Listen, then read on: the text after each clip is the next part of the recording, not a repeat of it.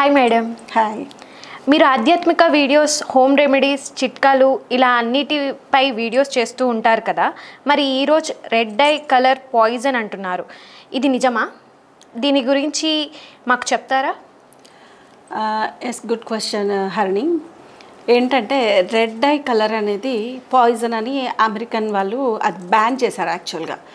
So వాళ్ళు ఎట్లా అంటే ఎఫ్డిఏ వాళ్ళు, అమెరికన్ ఎఫ్డిఏ వాళ్ళు దాన్ని బ్యాన్ చేయడం జరిగిందనమాట. అంటే అక్కడ కంట్రీ వాళ్ళు ఈ రెడ్ డై 3 అనే కలర్ని యూజ్ చేయరనమాట.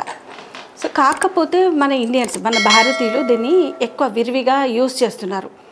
ఎక్కడెక్కడ యూజ్ చేస్తున్నారంటే ఆహార పదార్థాలలో. ఇప్పుడు మనం ఒక ఫంక్షన్ వచ్చిందంటే బగారా అనేస్తారు మనకి ఇక్కడ. తర్వాత బిర్యానీలలో యూజ్ చేయడము, ఇంకా ఫుడ్ కలర్ కదా ఇది, స్వీట్ షాప్లలో అంటే కలర్ఫుల్గా రెడ్ కలర్ కనబడుతుంది కాబట్టి స్వీట్ షాప్లలో విరివిగా యూజ్ చేస్తున్నారు. ఇంకా సాఫ్ట్ డ్రింక్స్లో యూజ్ చేస్తున్నారు.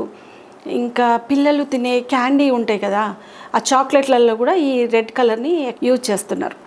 అమెరికన్ ఎఫ్డిఏ వాళ్ళు మీద ఎలుకలు ఉంటాయి కదా, అది తినేటువంటి పదార్థాల మీద చల్లి అది తిన్న తర్వాత ఏం జరుగుతుంది, పరిశోధన జరిపిస్తాము అని చెప్పేసి వాళ్ళు దాని మీద ప్రయోగం చేయడం వల్ల ఏమైంది, అది తిన్న తర్వాత ఒక 2 గంటల తర్వాత చనిపోయిందంట.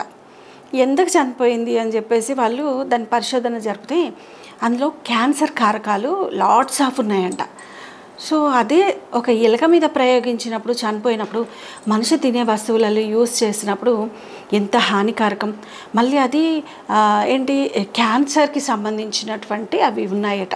అంటే మనిషిలో జనరల్గా ఏంటి డాక్టర్స్ ఏం చెప్తారు, క్యాన్సర్ కణాలు అనేటివి ఉంటాయి, కానీ అది ఏంటి ఇంకా దాన్ని ఎక్కువ డెవలప్మెంట్ చేస్తారనమాట. తినే ఫుడ్లో ఉంటే ఇంకా దాన్ని ఎక్కువ డెవలప్ చేయడం వల్ల మనిషికి హాని అనేది జరుగుతుంది కదా. అదే కాకుండా ఇప్పుడు ఈ మనం తినే కారం ఉంటుంది, ఈ మిర్చి పంట అనేది ఏంటంటే ఎక్కువ దిగుబడి రావాలంటే పెస్టిసైడ్స్ని యూజ్ చేస్తారు. ఎక్కువ దిగుబడి రావాలంటే దానికి తెగుళ్ళు కూడా బాగా వస్తాయి అన్నమాట. తెగుళ్ళు బాగా వచ్చినప్పుడు ఈ పెస్టిసైడ్స్ యూజ్ చేస్తారు. అలాంటి పెస్టిసైడ్లో కూడా ఈ క్యాన్సర్కి సంబంధించినటువంటి ఈ కారకాలు ఉన్నాయంట. మనం ఏం చేస్తాము, అది కడిగేసుకోలేం కదా, మిర్చి ఎండిపోయిన తర్వాత కారం పట్టిస్తాం. సో అది కడిగేసుకొని కొందరు పట్టించుకునే వాళ్ళు కూడా ఉన్నారు, కొంచెం తెలివి కల్ల వాళ్ళు. ఎవ్రీ పర్సన్ని మనం మిర్చిని కడిగేసి, ఎండు మిర్చిని కడిగి అది పౌడర్ లాగా చేసుకొని వాడే వాళ్ళు తక్కువ ఉంటారు. సో అట్లాంటి పెస్టిసైడ్స్ని కూడా అది వాడడం వల్ల ఈ కలర్ తగ్గిపోతుందంట. మిర్చి కలర్ తగ్గిపోయినప్పుడు ఈ రెడ్ డై కలర్ అనేది దాని మీద ఈ మిల్లు వాళ్ళు ఉంటారు కదా, అవి పెద్ద పెద్ద కంపెనీస్ వాళ్ళు రెడ్ కలర్ని అప్లై చేస్తారంట కారంకి కూడా. సో అది మనం ఏం చేస్తాం, రోజు తినే పదార్థాలలో కారం ఇంపార్టెంట్, మనకి వాడతాం. తెలియకుండానే స్లో పాయిజన్గా మనకి అది లోపలికి వెళ్ళిపోతుంది. సో క్యాన్సర్ కారకంగా మారుతుందన్నమాట. So beware of red colour.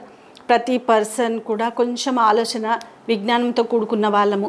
So దాని మీద ఆ లేబుల్ మీద కూడా రెడ్ డై కలర్ వస్తువులు ఏంటి లేబుల్ మీద ఉంటుందంట. మనం ఏ పదార్థం రెడ్ కలర్తో ఏదైనా ఉంటే దాన్ని చూసి ఆ లేబుల్ మీద రెడ్ డై కలర్ని అప్లై చేసామని చెప్పేసి ఇస్తారనమాట. అది చూసి మనం అలాంటిది ఏదైనా ఉంటే మాత్రం దాన్ని కొనకపోవడమే మంచిదన్నమాట.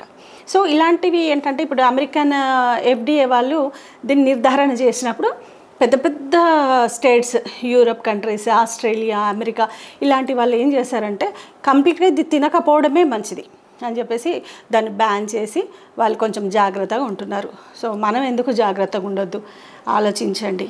రెడ్ డై కలర్ని ఫుడ్లో వాడకండి. థ్యాంక్ యూ మేడం, చాలా బాగా చెప్పారు. ఇలాంటి మంచి మంచి వీడియోస్ కోసము మీరు మా ఏఎన్ఆర్ స్టూడియోని సబ్స్క్రైబ్ చేసుకోండి. సబ్స్క్రైబ్ చేసుకొని వాళ్ళు వెంటనే సబ్స్క్రైబ్ చేసుకోండి. మీ విలువైనటువంటి మీ అభిప్రాయాలను కామెంట్ బాక్స్లో తెలియజేయండి. లైక్ చేయండి, షేర్ చేయండి, సబ్స్క్రైబ్ చేయండి. Thank you very much.